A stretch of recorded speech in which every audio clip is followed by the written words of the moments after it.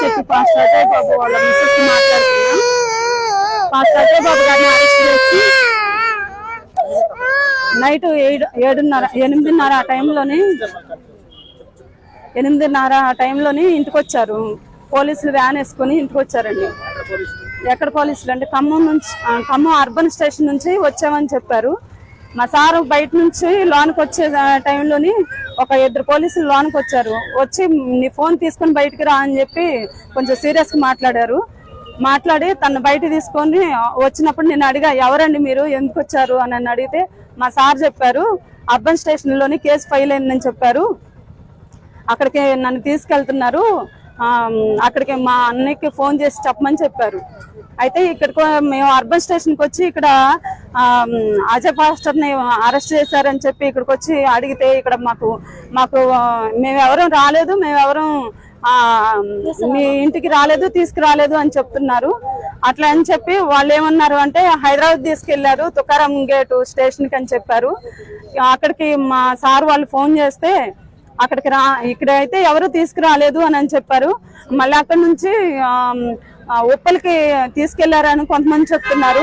మరి అక్కడ ఉన్న వాళ్ళకి పోలీసులకు ఫోన్ చేస్తే వాళ్ళేమో మా దగ్గరికి మేము అసలు తీసుకురాలేదు, మా స్టేషన్ నుంచి ఎవరు రాలేదు అని చెప్తున్నారు. మరి మా సార్ని ఎవరు తీసుకెళ్లారో తెలియదు, ఎందుకంటే మాకు ఇంటిమేషన్ ఇవ్వలేదు.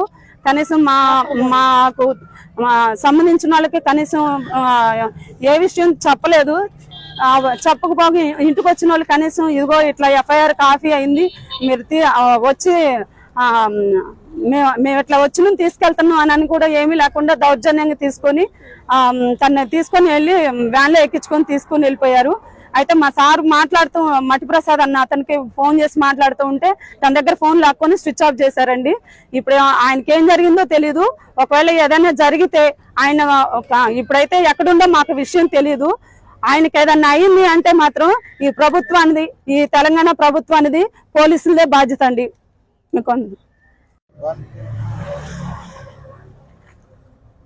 అజయ్ బాబు గారిని అక్రమ అరెస్ట్ ని ఖండిస్తూ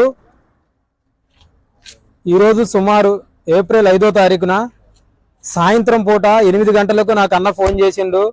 మట్టిప్రసాద్ నువ్వు ఎక్కడున్నావు, నన్ను పోలీసు డిపార్ట్మెంట్ సంబంధించిన వాళ్ళు నన్ను జీబులో తీసుకెళ్తున్నారు, నువ్వు ఎక్కడున్నావు, అర్జెంటుగా నా కాడికి వచ్చాయని చెప్పేసి నాకు ఫోన్ చేసిండు.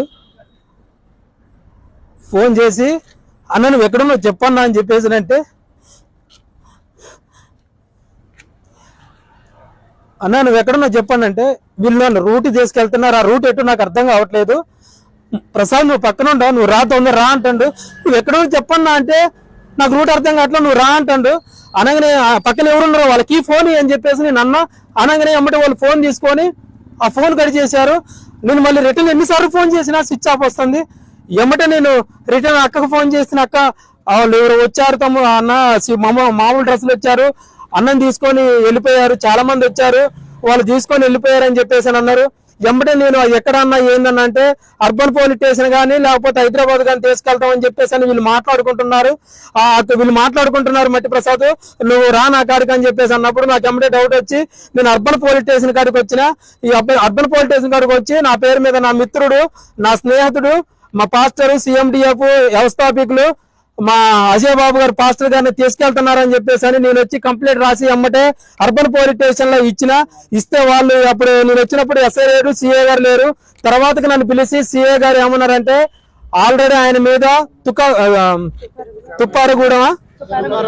తుప్పారం గేట్ అనే హైదరాబాద్ లో ఆ ఏరియా పోలీస్ స్టేషన్ పరిధిలో ఆయన మీద FIR అయింది, వాళ్ళు వచ్చి తీసుకొని పోయారు, మీరు ఆడికి వెళ్ళండి, ఆడికి వెళ్తే ఆయన ఉంటాడు అని చెప్పేసి వాళ్ళు చెప్పినారు.